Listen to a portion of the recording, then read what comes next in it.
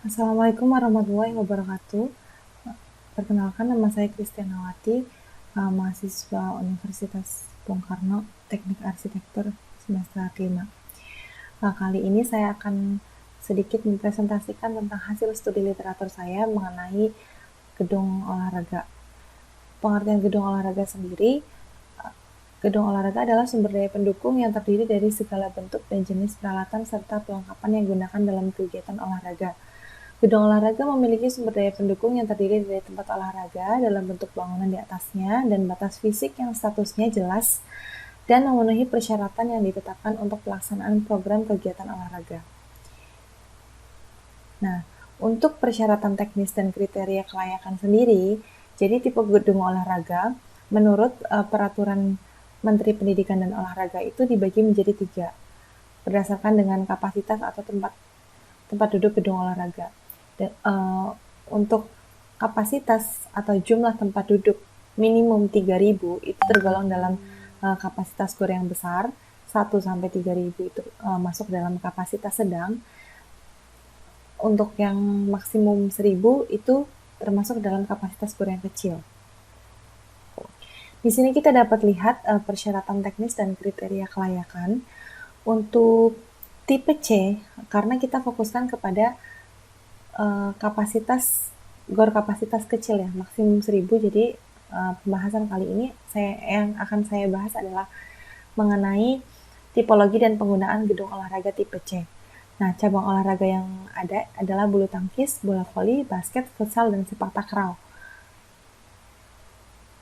Dan untuk yang tabel kedua, ini ada ukuran arena gedung olahraga dalam meter ya.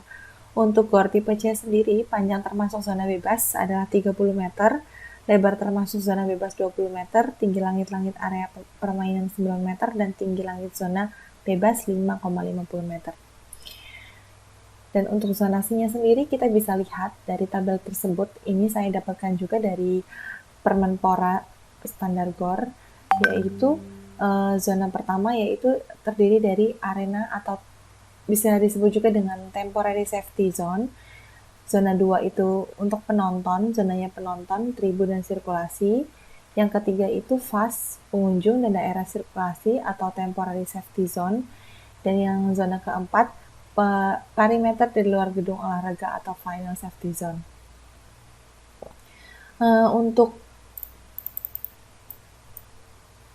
Untuk gambar ini, gambar 2 ini menjelaskan mengenai diagram atau sirkulasi pemain, pelatih, official, media, penonton.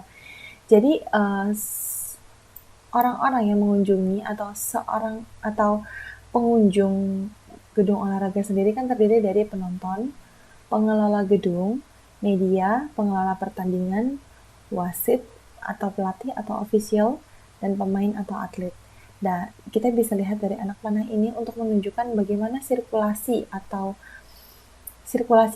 para pengunjung tersebut. Jadi bisa dilihat dari sini. Misalkan pengunjung yang datang itu adalah seorang penonton, maka yang dilewati adalah selasar, koridor, toilet untuk menuju tribun. Nah, untuk yang pemain atau seorang atlet, sirkulasinya adalah locker, ruang ganti, ruang briefing. Dari sirkulasi tersebut kita bisa dapatkan untuk program ruangnya atau analisa kebutuhan ruang, itu juga bisa menjadi salah satu bahan untuk kebutuhan ruang. Nah, studi kasus kali ini saya membahas tentang gelanggang olahraga Ciracas. Nah, di sini ada beberapa fasilitas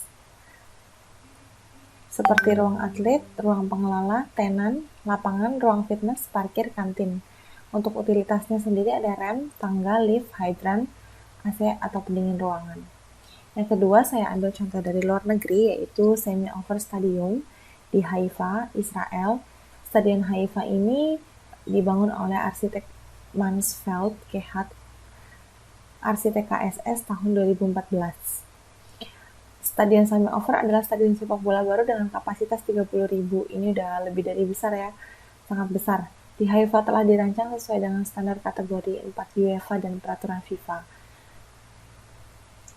Semojoknya dilapisi atas emas, terbuat dari sirap aluminium tingkat tingkatannya dirancang sebagai mangkuk untuk menciptakan suasana khusus. Tribun utara, timur, dan selatan dibagi menjadi tingkat bawah dan tingkat atas. Muntahan dan tangga semuanya dimulai dari tingkat menengah yang mengelilingi stadion. Nah, yang ketiga saya ambil dari Stadion Atletik UNY atau Universitas Negeri Yogyakarta. GOR ini berstandar internasional, berada di Sleman, Yogyakarta. Untuk kebetulan di sini saya mendapatkan denah dari gedung olahraga UNY ini. Ini ada denah lantai 1 dan lantai 2. Untuk struktur yang digunakan adalah struktur rangka baja. Sport Hall GOR UNY adalah salah satu fasilitas olahraga yang menuntut suatu sistem struktur yang dapat mendukung segala kegiatan yang berada di dalam bangunan.